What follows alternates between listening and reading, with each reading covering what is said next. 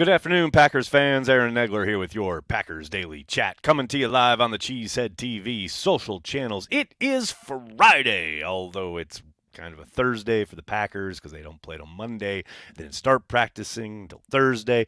You get what I'm saying. But the Packers set to take on those New York football giants on Monday night here in the greater New York area. And baby, let me tell you something. We need some revenge for London. I mean, last season, I remember sitting there like, they started off kind of good. You're thinking, okay, the Packers, what were they, 3-1? Like, okay, all right, we could maybe do something here. And then, go to London and Rodgers breaks his thumb on the very last play of the game. And prior to that, they have the ridiculousness that is the goal line, and prior to that they have the horrible 3-and-out after the Giants go 8 minutes and march for a touchdown. And it's just that was the beginning of the spiral, so to speak, against the Giants. The Giants put a hurting on the Packers last year in London during a weekend, by the way, which was just magical if you were a Packers fan and in London. It was a great time right up until the second half of that football game.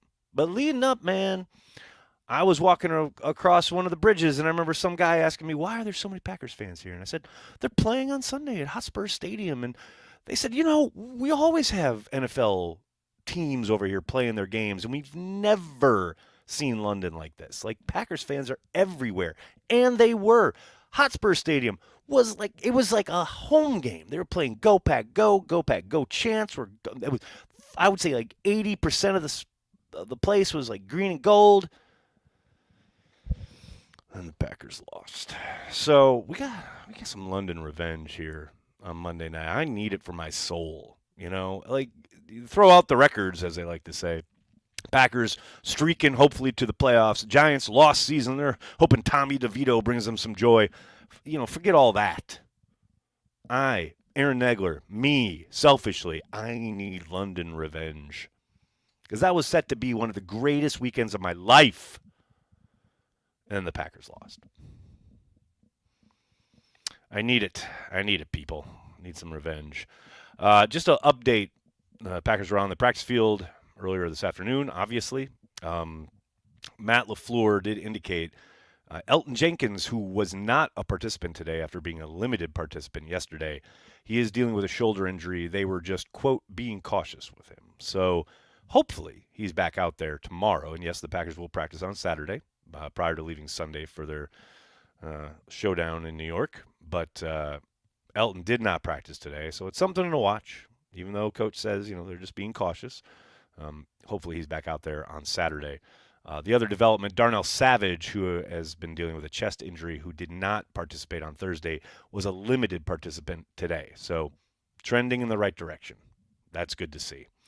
The other probably headline out of today is Jaire Alexander swagifying his appearance in front of the reporters there in the locker room and giving all sorts of interesting quotes. And I've already been asked about it on the radio, and people being like, he's talking a lot for a guy who's not playing, blah, blah, blah. Well, look, I'm fine with Jaire saying whatever the hell Jaire is going to say. He's always kind of gone and marched to his own drum, right? And I don't want that to change just because he's not out there. Like, I get there's this perception of like, oh, if you're injured, you shouldn't be heard or we shouldn't be talking or whatever. Man, I don't give a crap what Jaire says. I would love to get him out on the field. Don't get me wrong. Don't get it twisted. I'd love to watch him play. But what he's saying to the media is like the least of my concerns. Let him talk. It's great. It's fun. It's a good time. I enjoy it. I wish more people did. Hello, everybody in the comments section. So good to see everybody. Hope you're all doing well. Oh, Brandy's here. Of course Brandy's here. How are you? Brandy, you're not watching the coordinators on Packers.com? I'm surprised. I'm kidding. I was watching Joe Barry and falling asleep, so I was glad to come here and talk to you guys. Rob, what's up, man? Literally, all they have to do win this going away is to stop Barkley. So why do I have my doubts as to whether Green Bay shares this view? Because that's really easy to say and a lot harder to do. And also, once you do that, I'm assuming, Rob, you mean like stack the box, right? Drop that safety down and quote unquote just gear up to stop the run and make Tommy DeVito beat you. Well, at the NFL level, it's a little more difficult than that.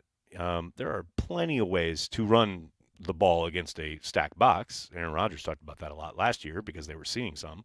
Um, but also, like, you are going to be able, like, look, last year, the Packers tried a lot of different things against the Giants in London. And, you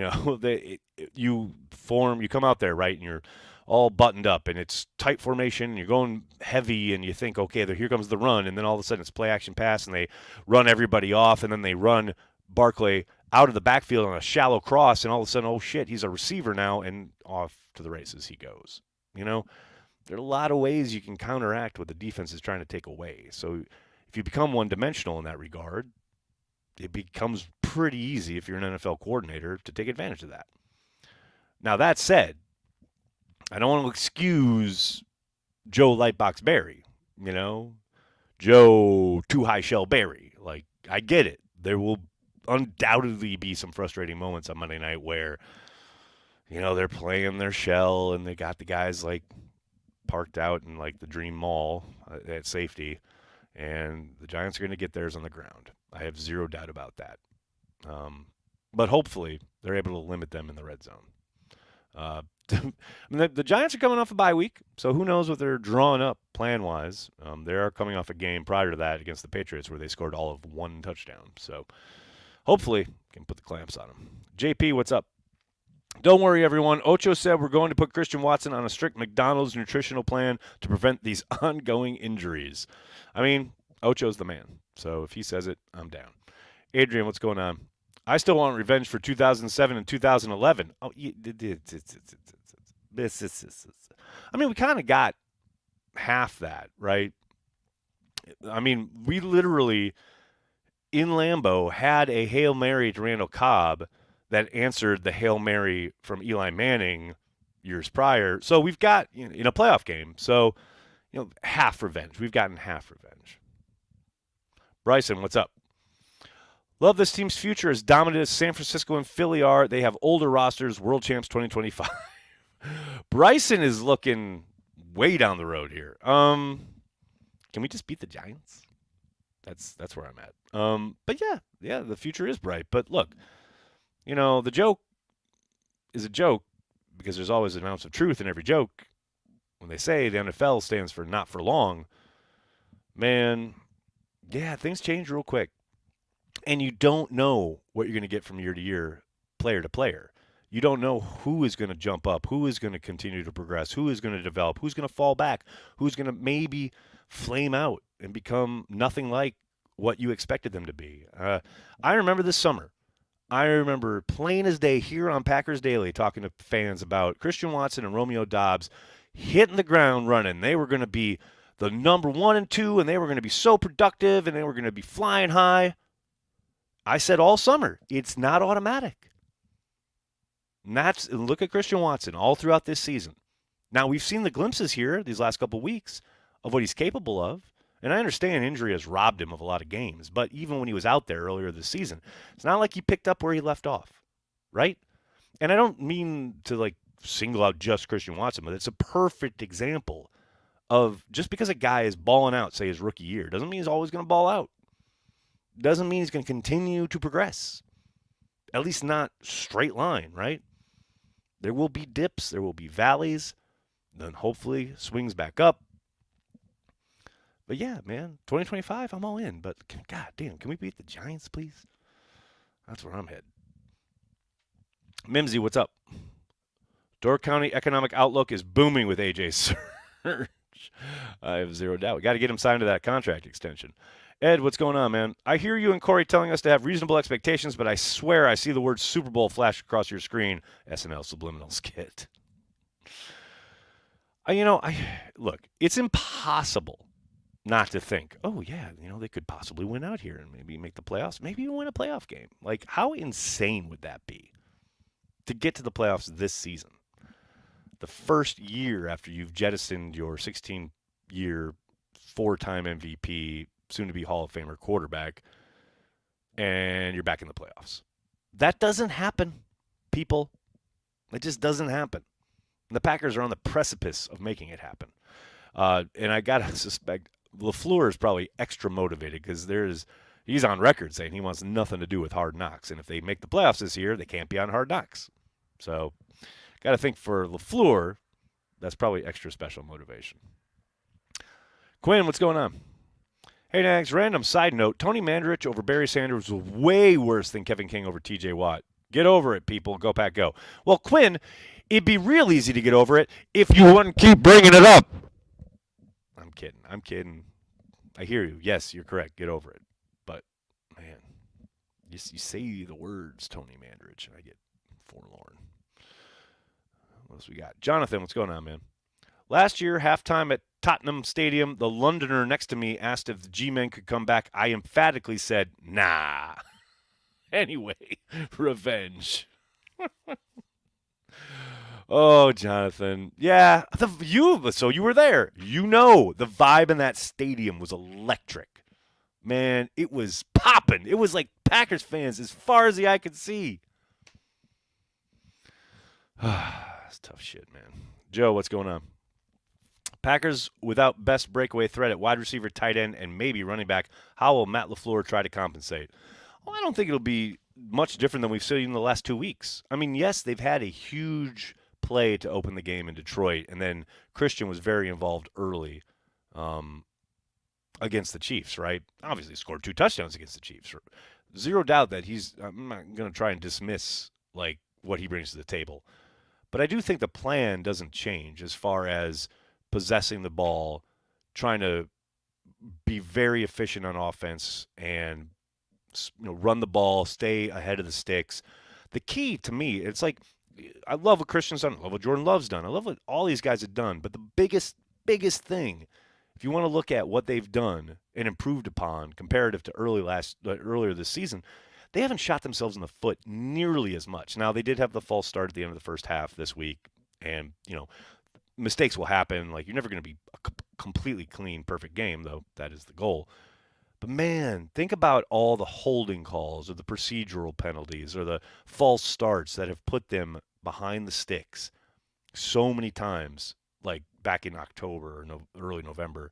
And then compare that to the last 2 weeks where they've been able to run the ball, and not extremely well, but they've been able to run it enough and keep, some balance as far as run pass and the balance between the two to keep defenses guessing early in games, move the ball down the field, possess the football, be efficient with it, and then hopefully put the ball in the end zone. I think that's still the plan, whether Christian's out there or not. Now, you're going to probably have to do it a few other ways, and probably other guys are going to have to step up, namely Dobbs and Wicks. But, yeah, they will undoubtedly kind of take the same approach. I don't think much changes. I think the threat of Christian changes things a little bit, as far as how much too high safety they're going to see. But, yeah, I don't think materially it changes much. Ryan, what's going on, man? Even though I'm not able to go because of my disability, this Army brat would like to see the Pack play in Germany. Go Army, beat Navy. Ooh, Army-Navy game. Man, I will tell you what, one of the best atmospheres I've ever seen is up at West Point. That's a fucking vibe. Yeah, man, I really want the Packers to get to Germany. That will be dope. It's going to happen this next 2-3 years. Market zero, dude. Go Pack, what's up? Nags, did I hear your voice in a press conference recently? You always ask good questions, and I missed that. You're the best. Oh, that's really nice, Go Pack. You did. I was there Thursday, Friday of last week in the press room, and then I was there Monday for Matt's availability. So, yes, I was, and thank you very much. Really appreciate it, man. Mimsy, what's going on? How many picks between Green Bay first and Jets second in April? Okay, first of all, you're asking me to do math? Second of all, let's just beat the Giants. How about that? Bryson, what's going on? What's going to worse? What's going to be worse? What Gary and Lucas do to DeVito Monday night, or the final Sopranos episode? Also, fine, beat the G-Men, then 2025 champs. Yeah, look, the Giants are terrible at protecting their quarterback. That has been absolutely true all season long. Now, maybe things change coming out of the bye week. I doubt it. But they've given up 69 sacks on the season. Nice. And I don't see that changing much once they get into obvious passing situations on Monday night. Now, the one thing everyone has to remember about this Monday night game, it is going to be craptastic weather here in New York throughout the weekend, Sunday through Monday. There's rain scheduled on both those days. I don't know how long it's supposed to go. If it's still going to be raining during the game on Monday night, but it is going to rain basically all Sunday and Monday, and it could potentially last till game time, and that changes things a little bit.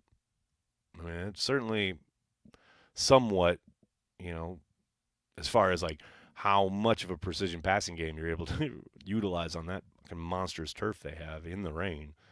And it's supposed to be a little windy too, which is always an adventure. It's going to be a slop fest. Of that, I have little doubt. What else we got here, folks? What goes into the term trap game? It's an interesting question, right? A game you overlook, a game you're supposed to win, quote unquote, that you are looking ahead to something else. Now, I suspect where you're headed with this is who are the Packers looking forward to? Like, what are they looking past? And hell, if you look around the internet, I think Packers fans have certainly got them in the playoffs already. You know, so I think it can be a trap game in that regard for the fandom. But yeah, I don't see it as much of a trap game for the players simply because you know they're 6-6. You know, it's like they remember how crap they looked back in October. They lost 4 in a row. You know, so yes, they're probably feeling themselves a little bit, and they know they can stick with anybody and can beat anybody, but they also know they can lose to anybody. So I don't see Monday as much of a trap game for the team. Like for fans and their expectations, I think that's a possibility. Chris, what's up, man? Hey, guys, looking forward to hopefully seeing you on Sunday. Also, I'm not seeing any rain for Monday anymore. Go Pack, go! I don't know, man. I saw it literally this morning when I looked, but maybe it's changed in the last 8 hours. But yeah, dude, come on out. It's gonna be a lot of fun. It's gonna be madness, dude. Kettle of Fish is gonna be nuts on Sunday night. Mark Murphy is gonna be there at 6:30. I go on at 7. I go on. I had originally said 7 o'clock, like let's all hang out, and then the Packers got involved, and now Mark Murphy's gonna be there at 6:30. So I don't know, man. I'm just gonna hang out and drink. And then the Kettle is having their annual Christmas carols at 8:30. So I'm probably gonna be there till about when the carols start, and then I'm gonna go find someplace to watch the game because there's a big Sunday night game on. Ian, what's going on, man?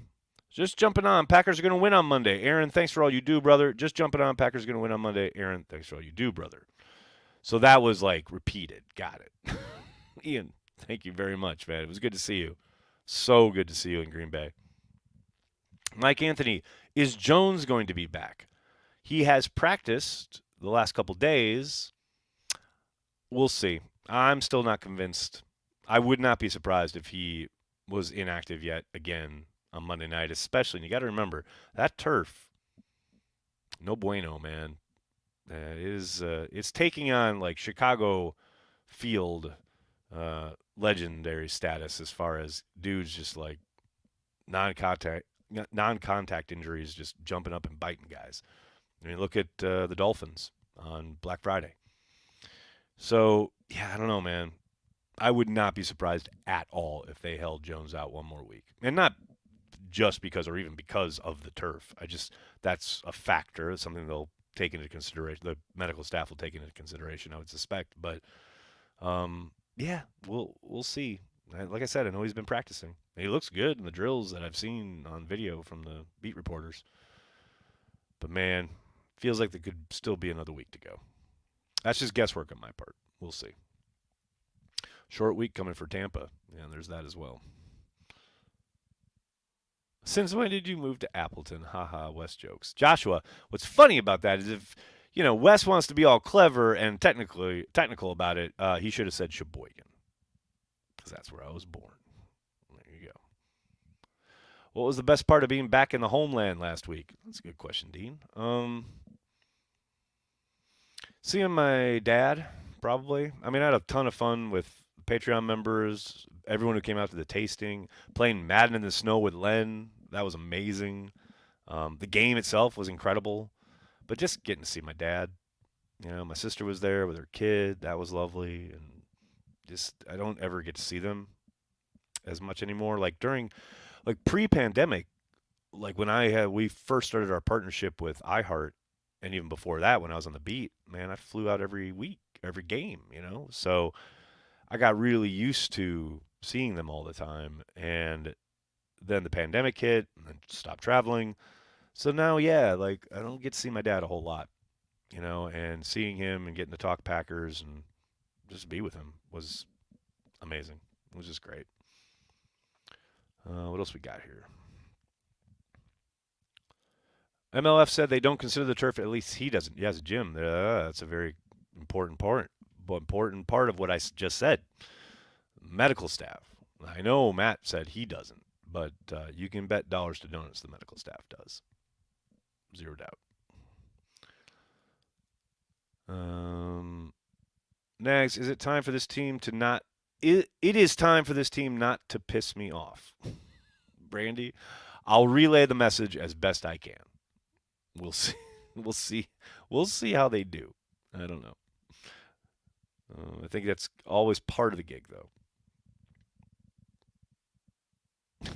Gareth, Nagler, I was the guy who shouted Nagler at the end of the London game. Thanks for actually acknowledging me and not making me look like a fool in front of my wife. Were you the dude like up top, like behind and up top? Because there were a couple. There was someone over to the left, and there was someone up top, and there was someone who was on the sideline, like who was I think with a DJ or something, and said like yelled at me. But Gareth, thanks for saying hello. It was lovely being in your home, in your town. It was a lot of fun. Portmaster, I ain't reading that. Are you going to play Grossi in Madden? It's a great question. Am I going to play Grossi in Madden? Well, here's the thing. First, I got to beat Tyler again because he just likes to talk so much junk about how, we haven't played on next gen and, you didn't play me on next gen. You got to play on next gen because every time I've beat him has been on the old one. So now he's like, well, you got to play me on next gen because you're going to die, apparently. So let me beat Tyler, and then, yeah, I'll go beat Grossi. That'll be fun. It'll be a good time. Oh, and then I'm sure Big B will probably chime in about how I need to play him, Mr. PlayStation. Oh, okay, kid. And I'll beat him too. And what are you going to do? All right, everybody. I'm going to have to go. I got to get to pizza with the girls. I really appreciate everyone hanging out, talking Packers each and every day, Monday through Friday, right here on the Cheesehead TV social channels. Please do me a monster favor. Hit like on the video, subscribe to the channel, and then tell your friends and tell your family. Cheesehead TV, we are devoted to Green Bay Packers fans worldwide. Thanks a lot, everybody. Have a great night. Go Pack Go.